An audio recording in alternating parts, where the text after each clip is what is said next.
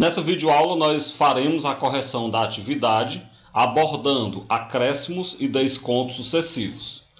A primeira questão.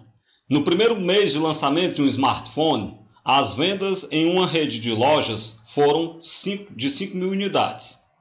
A partir do segundo mês, essas vendas sofreram mensalmente quedas de 15% até o smartphone sair de linha um ano depois do início das vendas.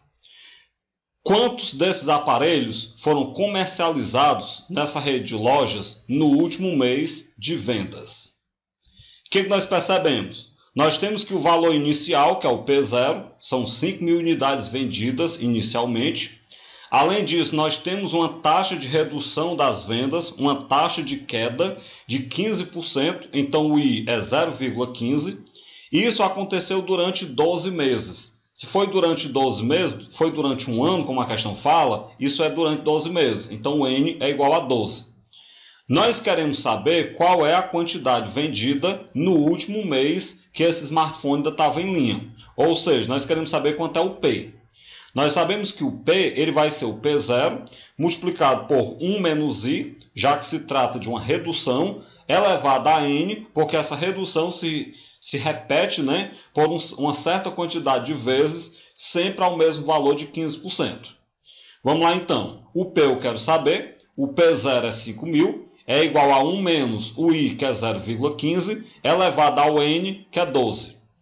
1 menos 0,15 dá 0,85. Então o P vai ficar 5.000 multiplicado por 0,85 elevado a 12. Esse 0,85 elevado a 12, isso dá 0,142241. Que ao ser multiplicado por 5.000, esse valor então vai dar 711,2. Bem, isso quer dizer então, no último mês de comercialização desse smartphone, nós tivemos uma comercialização de 711,2 unidades. O que você percebe? Não dá para a gente trabalhar com valor quebrado em quantidade de celulares.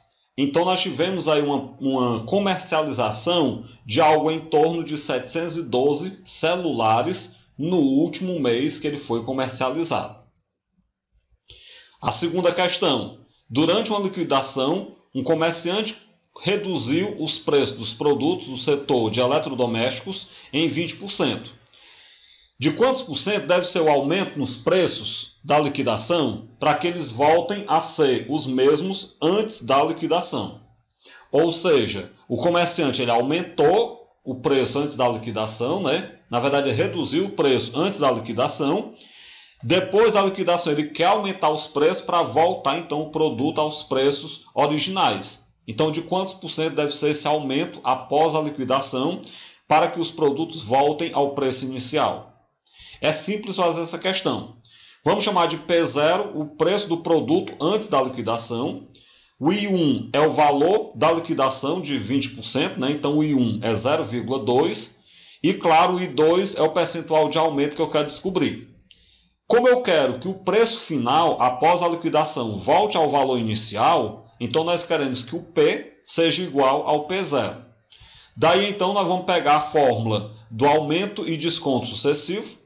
Eu tenho que P é igual a P0 multiplicado por 1 menos I1 vezes 1 mais I2. Ou seja, eu tenho uma redução, depois eu tenho um aumento. Bem, como eu quero que o valor final seja igual ao valor inicial, no lugar do P eu coloco P0. Então P0 é igual a P0 multiplicado por 1 menos 0,2, que seria a redução de 20%, multiplicado por 1 mais I2. No primeiro parêntese dá 0,8, então P0 é igual a P0 multiplicado por 0,8, multiplicado por 1 mais o I2. O P0 eu posso cancelar, porque está se repetindo.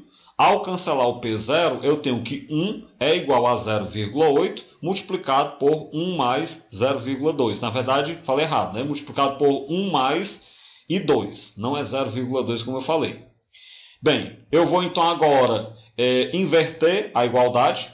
E ao inverter a igualdade, eu passo o 0,8 dividindo o 1. Então fica 1 mais I2 é igual a 1 dividido para 0,8. Essa divisão ela dá 1,25. Então agora eu passo 1 para o outro lado subtraindo. Logo, o I2 ele será 1,25 menos 1, que isso vai dar 0,25.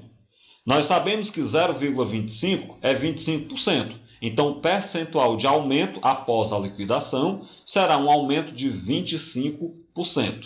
Ou seja, se ele reduziu 20% antes da liquidação, para que ele volte os produtos ao preço original, após a liquidação, ele tem que dar um aumento de 25% no preço desses seus produtos.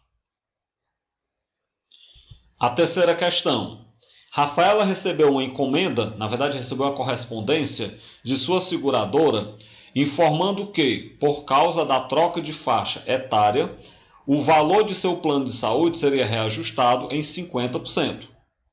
Julgando o aumento abusivo, ela procurou o PROCON para verificar se a ação era legal.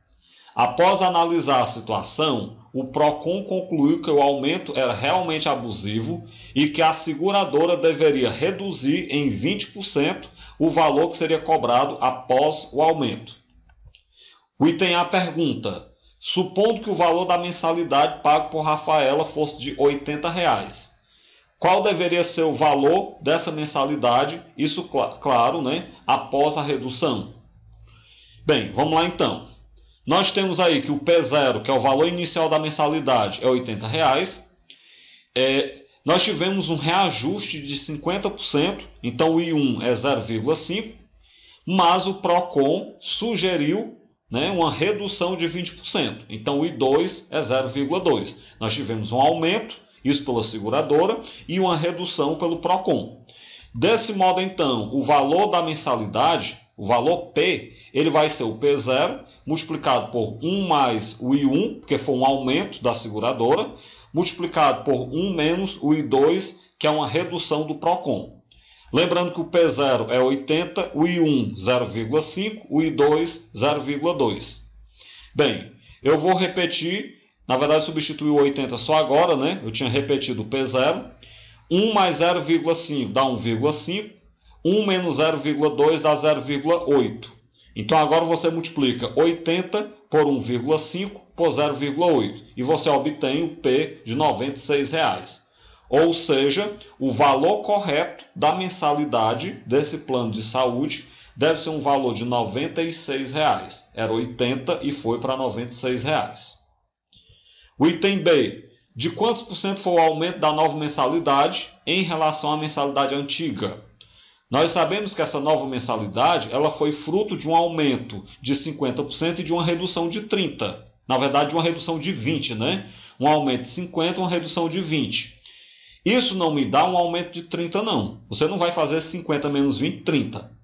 Eu quero saber, esses R$ 96, quantos por cento eles representam dos R$ 80 iniciais.